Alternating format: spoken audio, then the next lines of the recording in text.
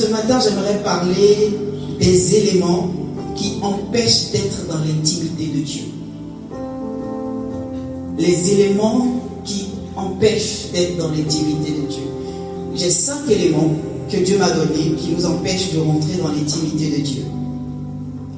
Je ne sais pas si je pourrais finir les 5 éléments aujourd'hui, mais je vais essayer de balayer et puis je vais décortiquer maintenant selon ce que l'Esprit me demande de faire.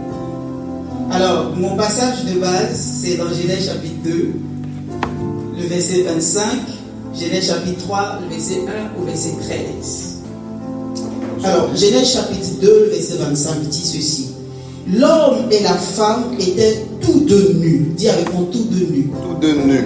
Dis-le bien, tous deux nus. Tous deux nus. Et ils n'en avaient point honte. Dis avec moi, ils n'en avaient point honte. Ils n'en avaient point honte. Ok, Genèse chapitre 3, verset 1 à 13 dit ceci. Le serpent était le plus rusé de tous les animaux des champs. Et l'Éternel Dieu avait fait. Et que l'Éternel Dieu plutôt avait fait. Il dit à la femme, Dieu a-t-il réellement dit, vous ne mangerez pas de tous les arbres du jardin? Et la femme répondit au serpent, nous mangeons du fruit des arbres du jardin. Mais quant au fruit de l'arbre qui est au milieu du jardin, Dieu a dit, vous n'en mangerez point, et vous n'y toucherez point, de peur que vous ne mouriez. Alors le serpent dit à la femme, vous ne mourrez point, mais Dieu sait que le jour où vous en mangerez, vos yeux s'ouvriront, et que vous serez comme des dieux, connaissant le bien et le mal. La femme vit que l'arbre était bon à manger et agréable à la vue, et qu'il était précieux pour ouvrir l'intelligence. Elle prit de son fruit et elle en mangea. Elle en donna aussi à son mari qui était auprès d'elle, et il en mangea. Les yeux de l'un et de l'autre s'ouvrirent. Ils connurent qu'ils étaient nus. Dis avec moi, ils connurent qu'ils étaient nus. Ils connurent qu'ils étaient nus. Dis-le bien. Ils connurent qu'ils étaient nus. Et ayant cousu des feuilles de figuier, ils s'en firent des ceintures. Alors il entendit la voix de l'Éternel Dieu qui parcourait le jardin vers le soir. Et l'homme et sa femme se cachaient loin de la face de l'Éternel, au milieu des arbres du jardin. Mais l'Éternel Dieu appela l'homme et lui dit, où es-tu? Il répondit, j'ai entendu ta voix dans le jardin et j'ai eu peur, parce que je suis nu et je me suis caché. Et l'Éternel Dieu dit, qui t'a appris que tu es nu? Est-ce que tu as mangé de l'arbre dont je t'avais défendu de manger?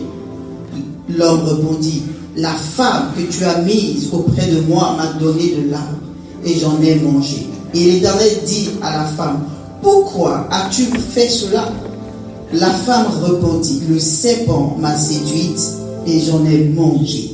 Amen. Alléluia. 5 éléments qui nous empêchent d'être dans l'intimité de Dieu. Alors, ce passage ici nous raconte un peu la création. Dieu créa le ciel et la terre, il créa tout ce qui existe, et il créa l'homme et la femme. La Bible précise que les deux, nous avons lu, que les deux étaient nus. L'homme et la femme, les deux étaient nus. Et la Bible précise une chose, je vais aller doucement parce que au départ c'est technique, et après je vais décoller comme un avion. Alléluia. Suivez attentivement avec moi, parce que c'est très précieux ce que je vais donner aujourd'hui. Je vais le faire comme un enseignement, mais sache que c'est un enseignement prophétique qui va te parler, qui va nous parler, qui va nous amener à comprendre comment Dieu veut exercer avec nous, comment Dieu veut avoir une relation avec nous. Et là, l'homme et la femme, la Bible précise que les deux étaient nus et ils n'avaient point honte. Ils n'avaient point honte. Et je découvre que l'homme nu à côté d'une femme nue et qui n'ont point honte, en réalité, en temps normal, ça se situe lorsque monsieur et madame sont mariés. C'est le seul moment où un homme et une femme sont tous deux nus et ils n'ont point honte. En fait, ça ne leur dit absolument rien. Quand ce n'est pas ton mari, ce n'est pas ta femme, automatiquement tu vas avoir honte. Si tout de suite là, nous sommes ensemble là, et qu'on me demande de me déshabiller, j'aurai automatiquement honte, n'est-ce pas? J'aurais même pas envie je vais me dire, mais vous êtes là. Mais dans la même salle, dans les mêmes circonstances, si vous sortez là tout de suite, et que ma femme reste là, on me demande de me mettre nu, je peux me mettre nu parce que je sais que je suis en intimité avec ma femme. Ah, je viens de faire sortir le mot. Le problème, c'est que, en fait, la caractéristique, le fondement de l'intimité, c'est la nudité. Est-ce que vous êtes avec moi? Je suis en train de partir un peu. Ah, merci Marie. Si vous êtes avec moi, faites comme ça. Voilà, merci. Merci. Le fondement, la caractéristique de l'intimité repose dans la nudité. Alors j'arrive à comprendre une chose, c'est que lorsque Dieu dit dans la Bible que l'homme et la femme étaient les deux nus, c'est que l'homme et la femme, le fait qu'ils n'ont pas honte de la nudité, c'est qu'en réalité ils étaient dans l'intimité. Maintenant quelque chose m'a poussé ma réflexion encore plus loin de comprendre, mais ils n'avaient pas honte aussi de Dieu qui venait les rendre visite. C'est qu'en réalité ils étaient en intimité avec Dieu. Vous êtes avec moi? On va tout doucement. Donc l'intimité est caractérisée par la nudité. Suivez-moi, on va tout doucement parce qu'après on va décoller. L'intimité est caractérisée par la nudité.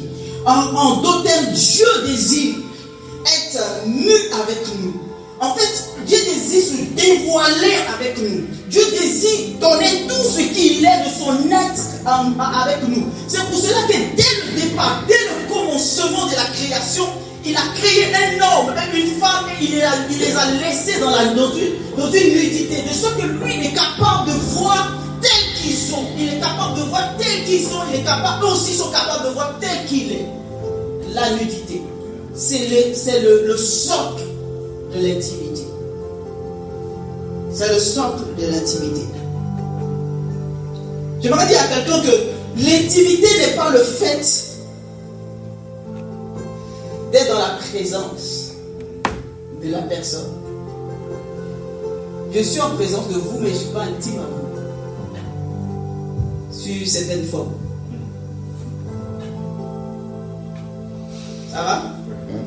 Tu peux être dans la présence d'une personne et étant dans cette présence, ça ne pas être en intimité. Et le Seigneur a dit ceci, que beaucoup de personnes sont parfois en présence de moi, mais beaucoup ne sont pas dans mon intimité. Beaucoup ne sont pas dans l'intimité, beaucoup ne vivent pas l'intimité avec Dieu. Et il lui a fait comprendre que plus tu es dans l'intimité avec Dieu, il y a des choses qui commencent à émerger de toi. La bénédiction que Dieu a donnée à Abraham, il a donné dans l'intimité ou en dehors de l'intimité. Vous êtes là? Je prêche avec vous. J'ai dit, je vais enseigner aujourd'hui. Donc, on parle. Est-ce que la bénédiction que Dieu a donnée à Adam et Ève, est-ce qu'il a donné dans l'intimité ou en dehors de l'intimité?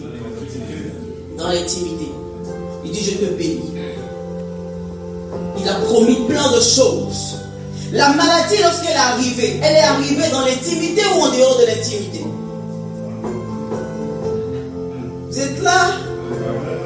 Je vais aller doucement et puis on va poser. Là, vous allez pas être... vous allez pouvoir parler, vous allez pouvoir... Voilà.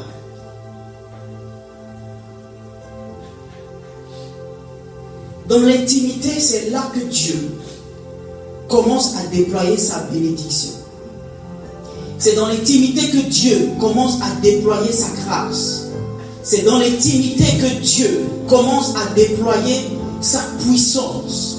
C'est dans l'intimité que Dieu commence à déployer la guérison. Il n'y a pas de guérison en dehors de l'intimité de Dieu.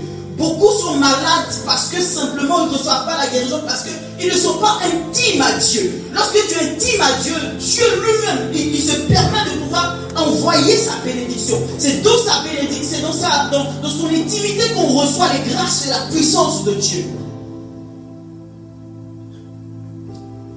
Mais lorsqu'on progresse un peu, on découvre que Adam et Ève, ils ont péché. Et l'un des éléments, dès qu'ils ont péché, Dieu dit ici qu'ils connurent qu'ils étaient nus. Et du coup, qu'est-ce qu'ils ont fait? En d'autres termes, ils ont dit, c'est fini avec Dieu. On sort de l'intimité. C'est pour cela que Dieu se permet. Je ne sais pas si vous êtes posé cette question. Pourquoi Dieu qui est omniscient, omnipotent, omniprésent, n'a pas la capacité, pour la toute première fois de la vie, de savoir où se trouve un homme? Il rentre dans le jardin et il dit dans le jardin, où es-tu? Il dit dans le jardin, mais je ne vois pas Adam et Ève.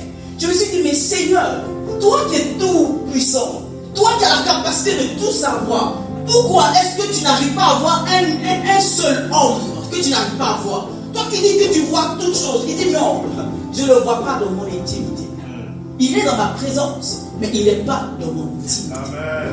Or, Dieu voulait que Adam se trouve dans l'intimité. Lorsque tu es en dehors de l'intimité de Dieu, Dieu te cherche. Il ne te voit pas. Parce que là où il veut déverser quelque chose, il ne peut pas te donner. Là où il veut déverser une grâce particulière, il ne peut pas te donner. Là où il y a une parole pour toi, il ne peut pas te donner.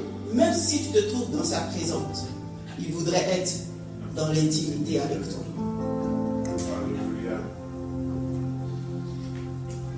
Je découvre que Abraham a eu la promesse de Dieu lorsqu'il était intime à Dieu. Quand Dieu est venu vers lui, Dieu d'abord l'a rapproché de lui avant de lui donner une bénédiction. Je découvre que, comment il s'appelle, Daniel, il a reçu dans l'intimité que Israël devait quitter maintenant, que le temps à Babylone était épuisé. C'est dans l'intimité que Daniel a connu ça. C'est dans l'intimité que tu vas connaître les grandes choses que Dieu a réservées pour toi. Moïse n'était pas dans l'intimité, alors qu'il y avait une parole. Aucun enfant d'Israël ne était dans l'intimité avec Dieu. Ils étaient en esclavage, dans un bon moment, c'était compliqué. Dieu a dit, normalement, si vous lisez bien la parole de Dieu, Dieu a dit 400 ans.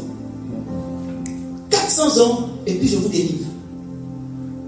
Mais ils ont fait 430 ans. Donc 30 années supplémentaires. Parce qu'il n'y avait personne dans l'intimité avec Dieu. C'est pour cela qu'à un moment donné, Dieu a isolé Moïse. Et pendant même le temps d'isolement, c'était difficile pour Moïse de rentrer dans l'intimité de Dieu.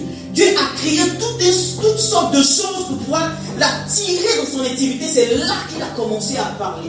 Bien aimé, il y a des choses que Dieu t'a dit qui peuvent même se prolonger de ta vie. Tu attends la promesse. Tu dis, mais Seigneur, tu m'as dit il y a 2 ans. Tu m'as dit que 2 ans seulement, je verrai ta gloire. Mais ça fait plus de 6 ans que Dieu est encore en train de t'attendre dans son intimité. Il dit, mais depuis, je t'attends dans l'intimité et c'est par là que je vais commencer à manifester ma gloire dans ta vie. Mais à cause du fait que tu ne rentres pas dans l'intimité de Dieu, le temps s'est encore rallongé.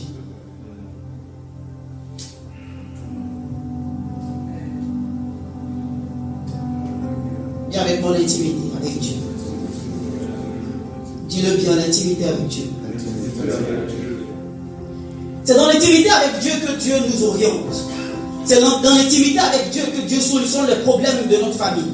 C'est dans l'intimité avec Dieu que Dieu solutionne les choses. Adam et Ève ont perdu l'intimité avec Dieu. C'est pour cela que quelque chose s'est manifesté lorsqu'ils sont sortis du jardin. Il y a eu un premier meurtre dans leur famille. Combien de fois nos familles sont brisées parce que nous ne restons pas dans l'intimité avec Dieu. Au lieu de rester là à parler avec les conseillers matrimoniaux, au lieu de rester là à parler avec les gens à gauche, à droite, commence à rentrer toi-même dans l'intimité avec Dieu. C'est là que tu trouveras la solution. Lorsque tu sors de l'intimité avec Dieu, ta famille prendra un coup. Ta famille prendra un coup.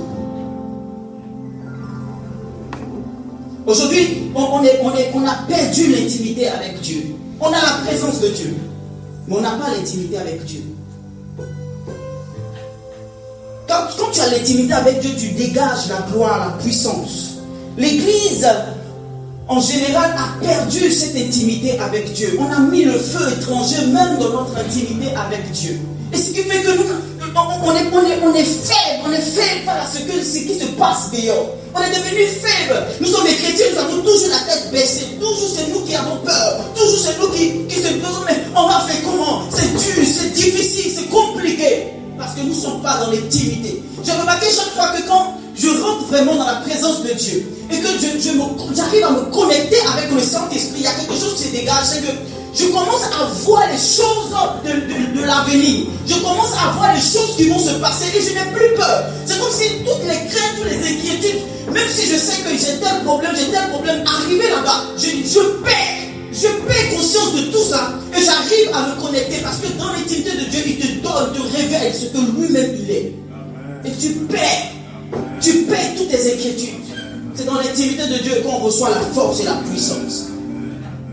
Ah, je suis venu ce matin pour amener une personne dans l'intimité avec Dieu. Je suis venu amener une personne à reconsidérer sa présence dans la présence de Dieu. À ne pas seulement rentrer là pour prier. À ne pas rentrer là simplement pour parler à Dieu. À ne pas simplement rentrer là pour méditer. Mais à rentrer dans l'intimité avec Dieu. À chercher vraiment la profondeur, l'essence de Dieu. La capacité avec Dieu, la puissance avec Dieu. Alors, 5 éléments qui nous empêchent de rentrer dans l'intimité avec Dieu. Il y a avec moi 5 éléments. Le premier élément, c'est l'état de doute.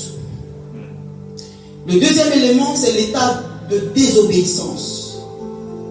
Le troisième élément, c'est l'état de l'innocence. Ou bien, si je veux bien le dire, c'est l'état averti. Le quatrième élément, c'est l'état de peur. Et le cinquième élément, c'est l'état d'irresponsabilité. Alors, nous allons aller avec le premier élément. Et avec moi, l'état de doute. Je vais me servir du passage que nous venons de lire. Je ne vais pas aller à gauche ni à droite. Je vais rester dans ce passage parce que c'est le passage, le tout premier moment où l'homme s'est déconnecté de l'intimité avec Dieu. Donc, nous avons toutes les clés à ce niveau-là. Tout ce qu'on va aller prendre ailleurs, dans d'autres passages, quand nous allons bien fouiller, ça se reconnecte dans ces choses-là. Donc, les 5 éléments. Le premier élément, c'est l'état de doute. Voilà un homme et une femme à qui Dieu a parlé. Dieu est venu, il a parlé à Adam. Tout à l'heure, Papa Judas a dit que la femme était à côté, mais Dieu n'avait pas parlé à la femme d'abord. Mais la femme, quand le serpent est venu parler à la femme dit, Dieu nous a dit.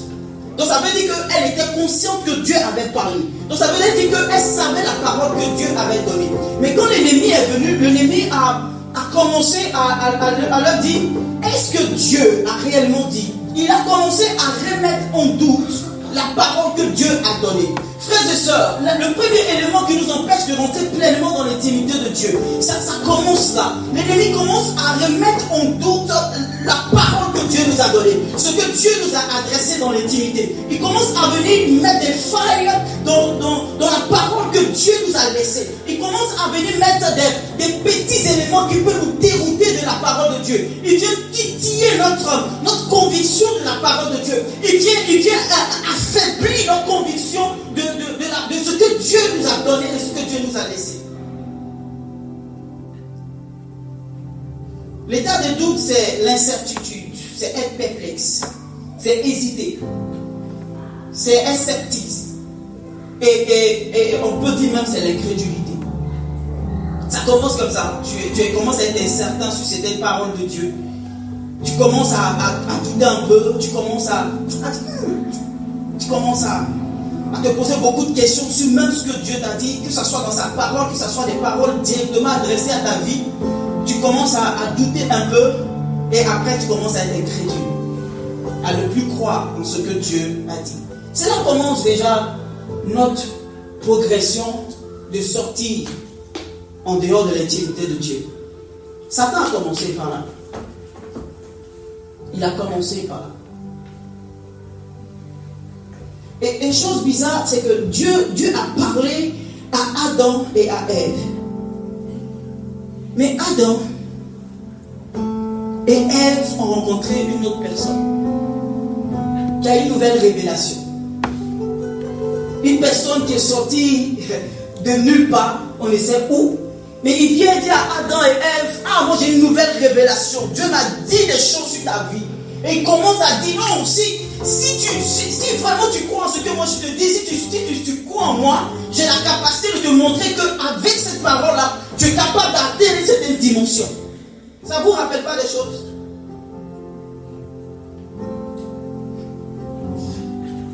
nous sommes dans l'ère du temps. La parole de Dieu nous a été donnée. Au lieu de rester intime à la parole de Dieu, on s'en va écouter notre révélation. Ah, le prophète, ah, tel homme de Dieu a une révélation qui ne colle même pas avec ce que la parole de Dieu nous dit. Mais nous sommes là-bas. Ah oui, il est fort, il est puissant. Il ne faut pas juger, il ne faut pas faire ceci. Adam et Ève n'ont même pas pris le temps de juger. Adam et Ève n'ont même pas pris le temps de se poser des vraies questions, de se demander, est-ce que cette parole-là, ça vient vraiment de Dieu? Je me suis demandé, mais pourquoi Adam et Ève, vous n'êtes pas levé même pour aller dire, bon, Adam, reste ici. Seigneur, voilà ce qu'on a trouvé un gars qui est là-bas, on ne sait pas d'où il vient. Il commence à nous parler. Nous ne savons ni d'Ève, ni d'Adam, ni de nous-mêmes que tu l'as envoyé. Donc on veut savoir, est-ce que tu as parlé à cette personne-là? Attends que Dieu réponde et puis aller dire, oui, nous, on va prendre le fruit, ou bien non, on ne va pas prendre le fruit.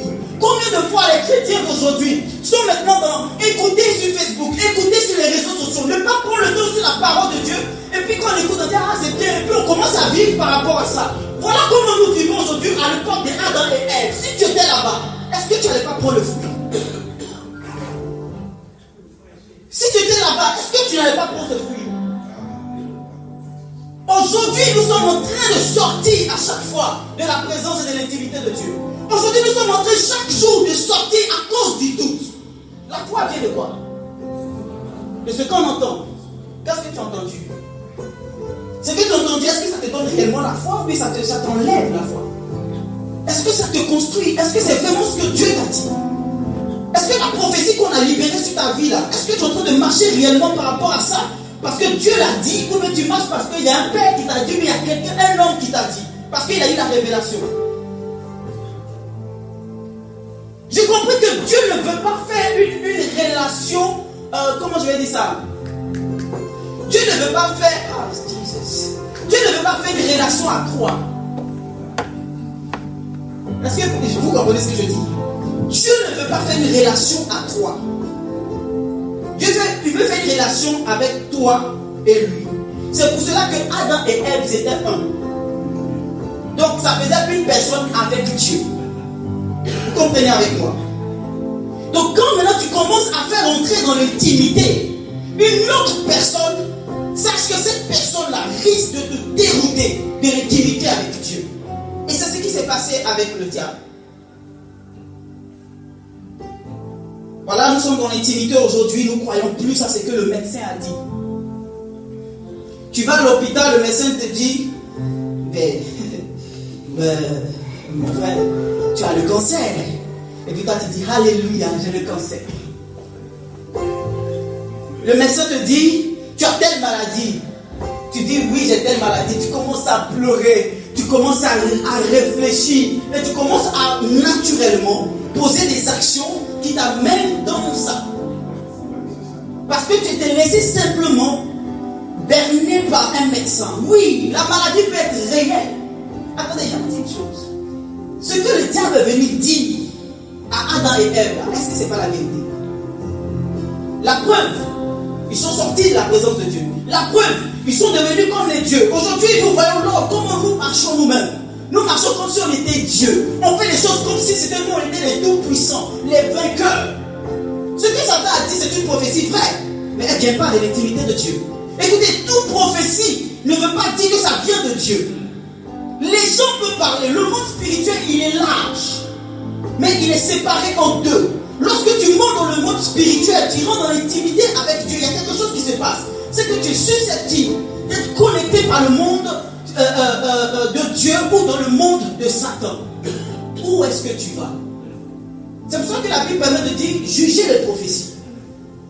En fait, il vous dit rentrer dans l'intimité pour voir est-ce que ça vient de Dieu. Mais nous on absorbe, on croit, on doute maintenant de la parole de Dieu.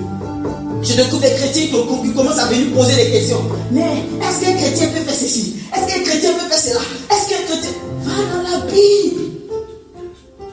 Même si ce n'est pas écrit en noir et blanc, va dans la présence de Dieu, prie, écoute le Saint-Esprit, il te parlera, il te dira, voilà mon fils, ça, et ça, ce n'est pas fait pour toi.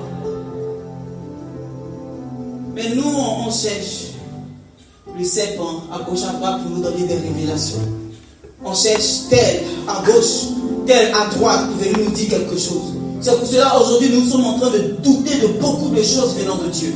Nous ne sommes même pas capables. Dieu te parle, tu n'es même pas capable de commencer à faire les choses que Dieu t'a dit. Parce que tu doutes, parce que tu écoutes d'autres personnes qui sont en train de parler. Je vais venir ramener quelqu'un dans l'intimité avec Dieu. Dis avec moi l'état de doute. Dis-le bien, l'état de doute. L'état de doute. À chaque fois que tu n'écoutes pas la parole de Dieu, tu t'exposes à la manifestation du doute. En d'autres termes, tu t'exposes à quitter l'intimité avec Dieu. À chaque fois que tu es en train de douter, tu es en train de prendre l'itinéraire de sortir de la présence de Dieu. Alléluia. Alléluia. Est-ce qu'ils sont en train de challenger quelqu'un dans son intimité? Alléluia. Deuxième, et puis je vais m'arrêter là. On finit à quelle heure? Ah, non, on a fini. Ok. Les 15 minutes, ok. Le deuxième élément, c'est l'état de désobéissance. L'état de désobéissance.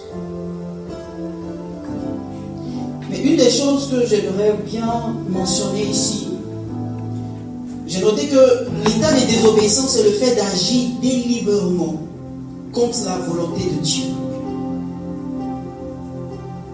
J'aimerais juste faire une parenthèse pour dire à une personne que le fait que tu aies, sans le savoir, posé une action et qu'aujourd'hui, depuis un bon moment, tu commences à comprendre mieux les choses avec Dieu et tu commences maintenant à te dire, mais j'ai désobéi à Dieu et ça te culpabilise. Laisse-moi te dire une chose, que Dieu veut simplement te faire comprendre qu'il ne t'impute pas ce péché. Il veut juste te ramener et dans son intimité, il va travailler pour que tu saches comment maintenant te comporter vis-à-vis des choix que tu as eu à faire mais qui ne sont pas vraiment de Dieu. Et aujourd'hui, tu sais pertinemment au fond de ton cœur, mais tu te dis, mais comment est-ce que je vais faire? C'est difficile, je ne sais plus comment faire, je suis un peu dans un engrenage difficile et compliqué. Mais laisse-moi te dire simplement que tu ne l'as pas fait délibérément. Et Dieu veut te restaurer dans son intimité. Le vrai problème, c'est l'état de désobéissance. Lorsque volontairement, tu désobéis à Dieu. Regardez le diable. Il est venu parler à Adam et à Ève. Il pouvait dire, est-ce que Dieu vous a dit? Est-ce que Dieu vous a dit que voilà, vous devez faire ceci, vous ne devez pas faire cela? Mais il n'a pas fait ça. Il est venu dire, est-ce que Dieu vous a réellement dit? Donc il a appuyé aussi le fait que, est-ce que vous êtes véritablement conscient? C'est-à-dire, donc lui, il les amène maintenant, c'est-à-dire dans leur propre conscience, de dire, nous décidons de poser telle action. Et c'est ce que le diable est venu faire à Jésus. Si tu es réellement le Fils de Dieu, le diable veut titiller toujours notre volonté. Quand il vient dans notre vie, c'est notre volonté. Parfois on dit oui, je ne savais pas. Ok, il y a le côté où tu étais ignorant. Mais très souvent, quand le diable travaille, il travaille avec notre volonté. Mais ils ont décidé de faire autrement. Ils ont décidé de sortir de la présence de Dieu. Bien aimé, l'état de désobéissance fait une chose. Elle te maintient parfois en position, mais elle tire de toi le pouvoir et l'autorité. Elle tire en toi le pouvoir et l'autorité. Elle enlève, elle t'affaiblit, elle te désarme. Elle fait que tu n'as plus de puissance, tu n'as plus comment on appelle ça, de force avec Dieu. L'état de désobéissance, combien de fois dans nos vies nous avons décidé délibérément de faire ce que Dieu nous a interdit de faire? Combien de fois dans nos vies nous avons décidé de marcher autrement que ce que Dieu nous avait ordonné de faire? Nous avons de notre propre chef dit, bon, aujourd'hui je vais faire ceci. alors que Dieu t'a dit de ne pas le faire? Combien de fois des paroles que Dieu t'a données, ça peut être le péché comme ça peut ne pas être le péché sous ta façon de voir, mais ça peut être une parole que Dieu t'a donnée de poser, de faire une action, d'agir d'une certaine façon, mais tu as décidé de faire autrement. C'est aussi de la désobéissance. Aujourd'hui, nous avons dans l'église beaucoup de chrétiens qui marchent en état de désobéissance, qui ont choisi délibérément de faire de leur vie leur propre chef, de marcher de leur propre volonté, de pécher volontairement et de vivre avec cela. Et ils sont dans l'église. Et lorsque tu es dans l'église avec cette attitude, combien de fois tu es en train de faire perdre la puissance de l'église? Combien de fois tu es en train de faire perdre la puissance de tes frères et des sœurs qui sont à côté de toi? Ils ont choisi de marcher dans le péché. Tu sais que ce que Dieu t'a dit, c'est pas bon ce que tu fais. Mais tu fais sciemment. Tu dis oui, je vais le faire. Sous plusieurs raisons que tu te donnes. Mais tu décides, tu le sais. Mais tu affaiblis l'église. Tu affaiblis ta propre vie. Tu tues l'autorité. Saül a désobéi délibérément à Dieu. Et Dieu là, il était dans la présence de Dieu. Il était toujours roi. Il était toujours positionné. Mais ce qui s'est passé, c'est qu'il avait déjà perdu l'autorité et la puissance. Tu veux continuer à rester si faible. Continue à rester dans l'état de désobéissance. Et tu verras.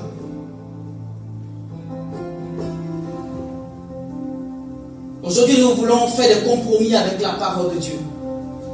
Nous décidons volontairement. Dieu a dit ça dans la parole, c'est clair. Mais bon, c'est le contexte. On est maintenant au 21e siècle. Dieu même comprend, donc il faut changer la parole de Dieu. On commence à changer la parole de Dieu, on commence à changer les trucs, on commence à prendre terre. On dit, oui, bon, comme ceux-là ils font, c'est bien, ça marche. On a l'impression qu'ils sont forts, ils sont puissants et qu'ils avancent. Mais non, ils ont la position, mais ils n'ont pas la puissance. La puissance qu'ils ont, c'est la puissance du diable. Parce que Dieu a déjà enlevé la puissance qui est en eux. On commence à dealer, à troquer avec Dieu. On commence à dire, oui, bon, ça, c'est comme ça, mais bon, Dieu, il va comprendre. Non, Dieu ne comprend pas. Tu es en train de sortir de son intimité. Je veux dire à quelqu'un, ne brade pas ta destinée à cause de la désobéissance. Adam et Ève, ils ont bradé, ils ont troqué leur destinée. Ce qui était destiné. Dans la présence de Dieu, je me suis toujours posé la question, comment Adam et Ève ont eu la capacité de nommer les poissons dans l'eau? Comment ils ont fait de nommer les poissons dans l'eau? Comment ils ont fait pour rentrer, pour nommer les oiseaux du ciel? Comment ils ont fait? Énorme. C'est parce qu'ils étaient dans l'intimité avec Dieu. Ils avaient la capacité d'être là et de voir des choses que personne ne peut voir. Ils avaient cette capacité-là. Mais à cause de la désobéissance, on a tous perdu cela. Ne brade pas ta destinée pour des choses de la désobéissance. Permettez-moi de terminer avec ce dernier point. Et puis on finit.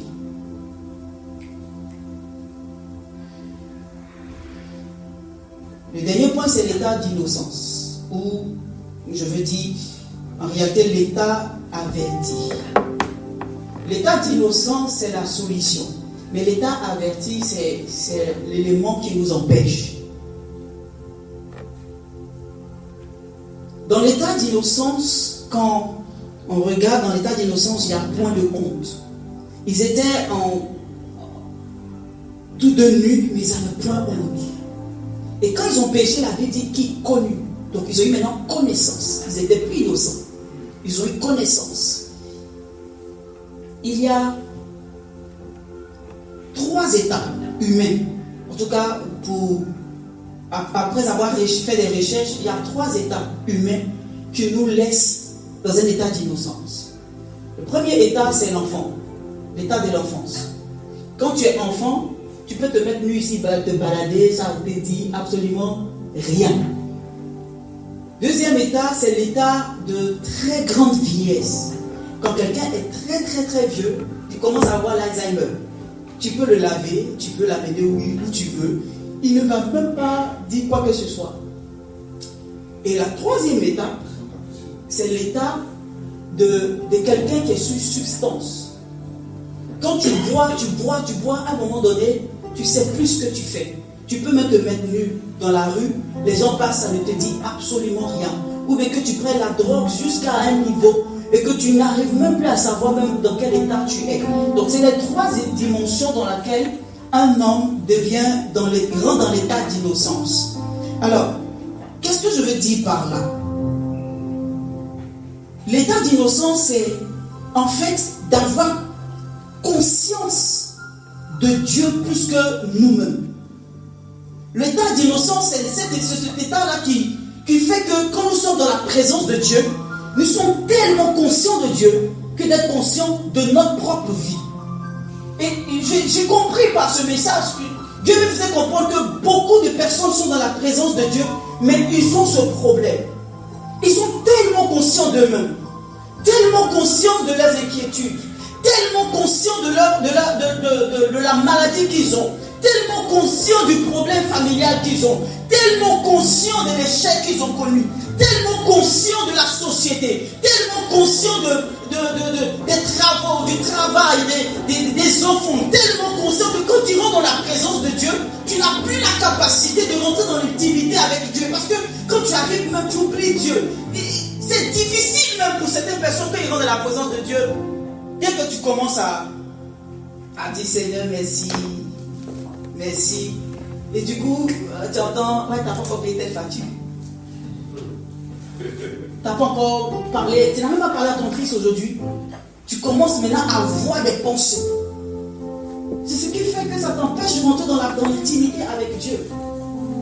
Nous sommes accablés par des pensées, accablés par les choses dans lesquelles nous avons vécu tellement que notre état de vie est tellement conscient de nos propres affaires, tellement conscient de ce que les gens diront de nous, tellement conscient de ce que nous sommes nous-mêmes, que nous n'arrivons pas à rentrer pleinement dans la présence de Dieu.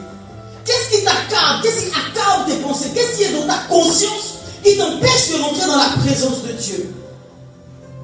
Qu'est-ce qui est à l'intérieur de toi que chaque jour quand tu rentres dans la présence de Dieu, tu n'arrives pas à te connecter? Laissez-moi vous dire quelque chose, que l'intimité avec Dieu n'est pas seulement les temps de prière. L'intimité avec Dieu, c'est lorsque tu vas même au boulot, tu es en train de travailler, mais ton esprit est connecté à Dieu. L'intimité avec Dieu, c'est lorsque même tu es en train de cuisiner, mais tu restes connecté à Dieu. Dieu, à tout moment, à tout instant, il peut venir te voir sans te dire où tu es. Mais quand nous sommes au boulot, le Seigneur dit, hé, Emmanuel, tu es où là? Ah, laisse les finances un peu là. Même si tu connecte-toi, il y a quelque chose à te donner. Mais tellement tu es conscient, oui, le patron, il veut faire ceci, et tu oublies que tu es un être spirituel qui a la capacité d'être physiquement en train de travailler, mais d'être spirituellement connecté dans l'intimité avec Dieu. Nous sommes tellement conscients de ce que nous entoure. Et l'ennemi travaille à ça. Aujourd'hui, on parle de développement personnel, c'est pourquoi? C'est pour que toi-même tu puisses tellement être conscient de toi-même. Pour que tu puisses perdre Dieu. Tellement conscient de tes affaires. On nous dit, il faut travailler. Un homme est fait pour travailler. Non, un homme n'est pas fait que pour travailler. Un homme est fait pour rester dans la présence de Dieu. Et c'est dans la présence de Dieu que Dieu a déposé Adam. Et dès qu'il dit présence de Dieu, il a déposé Adam et il a dit maintenant cultive. Donc d'abord en priorité, la conscience d'être dans l'intimité avec Dieu. Dis avec moi, je vais être conscient dans l'intimité avec Dieu.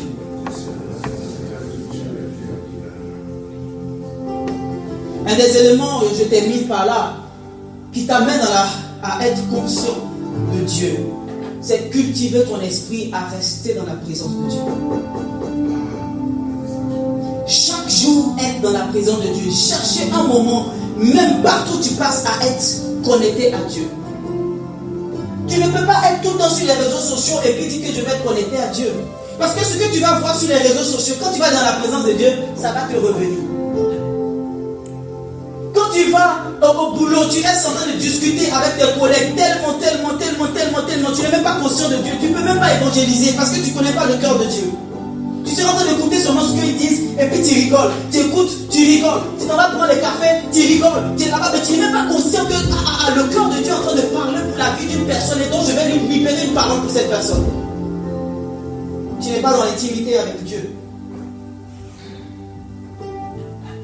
Je me suis demandé, quand le Seigneur a dit, l'heure est venue où les vrais adorateurs adoreront le Père en esprit et en vérité. Pourquoi Dieu a dit ça? Il pouvait dire, les vrais adorateurs sont ceux-là qui rentrent dans ma présence, c'est tout. Pourquoi toute cette longue phrase?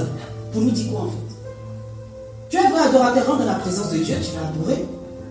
Pourquoi Dieu parle maintenant de vrais adorateurs qui rentrent dans l'esprit? J'ai compris une chose. C'est l'état où tu n'es plus conscient de toi-même.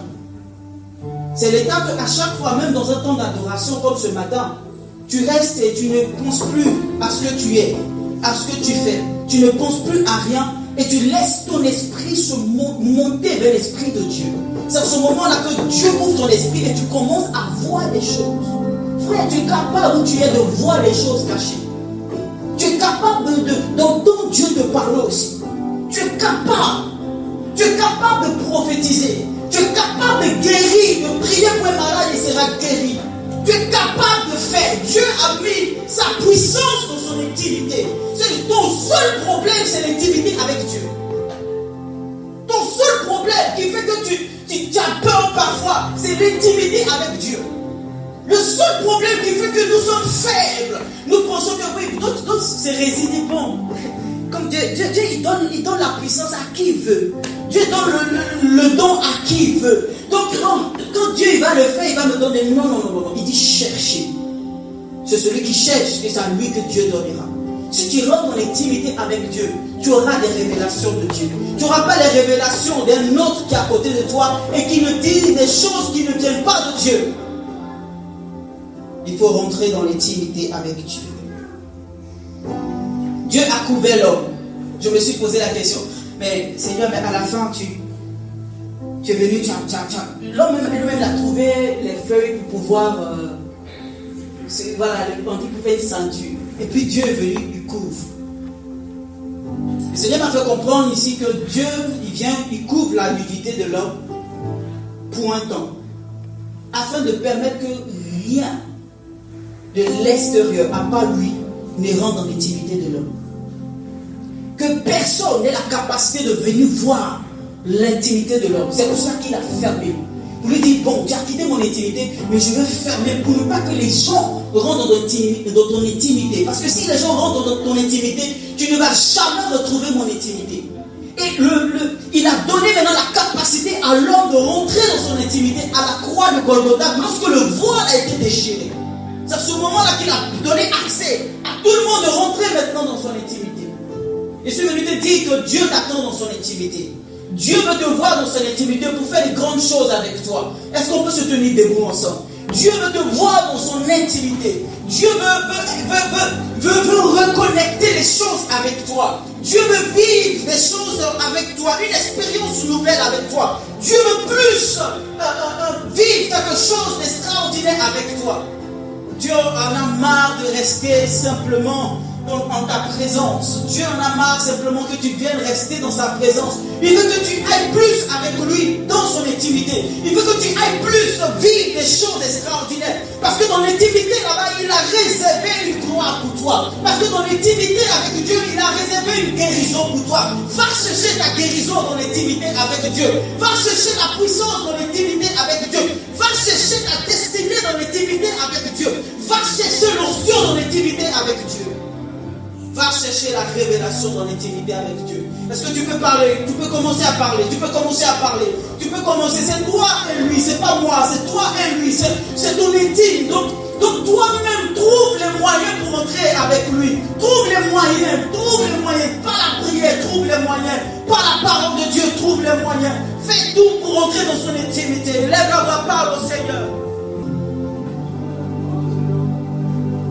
Oh Jésus. Oh Jésus. Oh Jésus.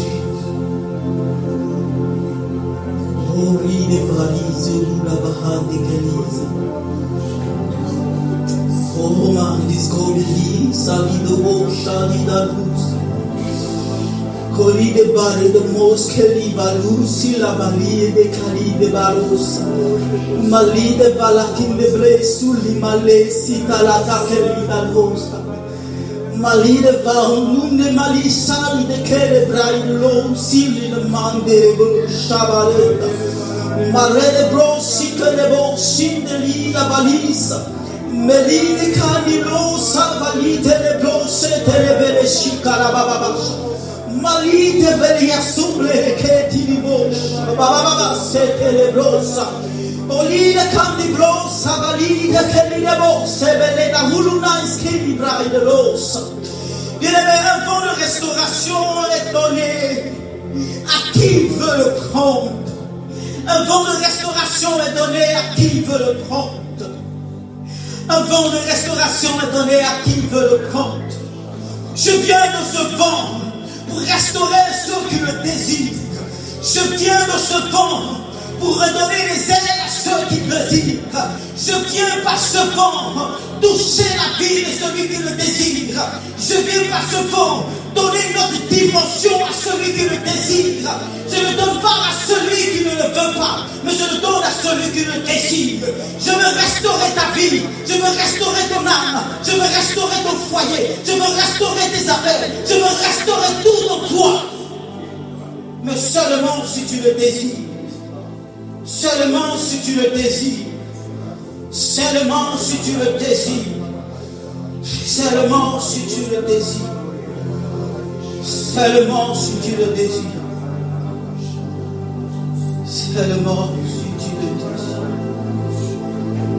Tu penses que prendre du temps dans ma présence à chercher la profondeur te fait perdre du temps.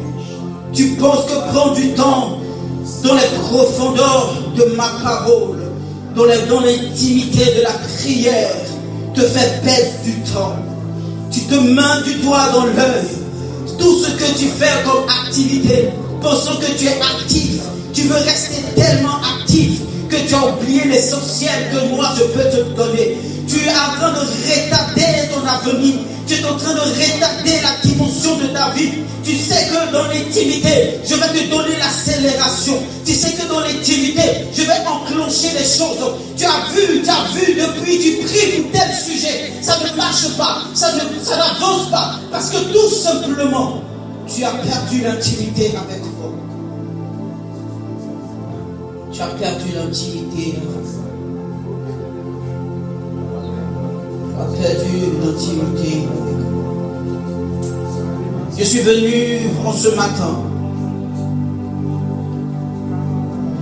pour restaurer une personne fatiguée. À chaque fois, c'est le mot que tu dis. Je suis fatigué. Je suis fatigué. Je suis fatigué. Je ne sais plus quoi faire. Je suis fatigué. Tu as même délaissé beaucoup de choses que tu avais prévu faire. Tu avais même délaissé des choses que tu avais envie. Il y avait un feu qui bouillonnait en toi de faire des choses. Mais tout cela, tu les as éteints. Parce que tu te sens fatigué. Mais je suis le Dieu qui restaure. Je suis le Dieu qui te donne la force. J'ai prévu faire les grandes choses avec toi. Oui, tu es fatigué, mais j'ai prévu faire les grandes choses avec toi. Il y a la force en toi. Mais tu as besoin de ton intimité avec moi. Renoue ton intimité. Renoue l'intimité avec moi. Reviens dans ma présence. Reviens à l'intimité avec moi. Et c'est à ce moment-là que tu verras. Je te redonnerai la force. Je te redonnerai la puissance. Je te redonnerai l'énergie qu'il faut. L'énergie qu'il faut. L'énergie qu'il faut. Je veux parler à une personne qui est ici. Tu as un problème dans son couple, tu as laissé les choses tomber, tu t'es dit, c'est pas la peine, ça ne marchera pas. Je porte sur moi, mais c'est pas la peine. Je suis fatigué. Tu as accepté de laisser même certaines choses. Tu ne fais plus. L'engouement a baissé. Mais laisse-moi te dire que le Seigneur te ramène à lui. Le Seigneur te dit, reviens dans l'intimité. Je te requête, je te refortifie, je te redonne ce qu'il faut. Car dans l'intimité, je te dirai exactement comment tu dois marcher. Et tu verras la gloire de Dieu dans ton couple. Tu verras la gloire de Dieu dans ton corps. Tu verras la gloire de Dieu dans ton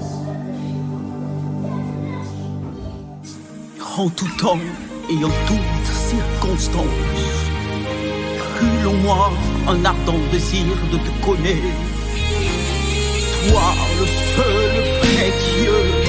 Oh, plus qu'hier, mieux qu'à cet instant, abonde-moi encore et encore, Jésus. J'ai soif de toi. Expérimente avec moi cette nouvelle dimension, car je te désire tellement, tellement.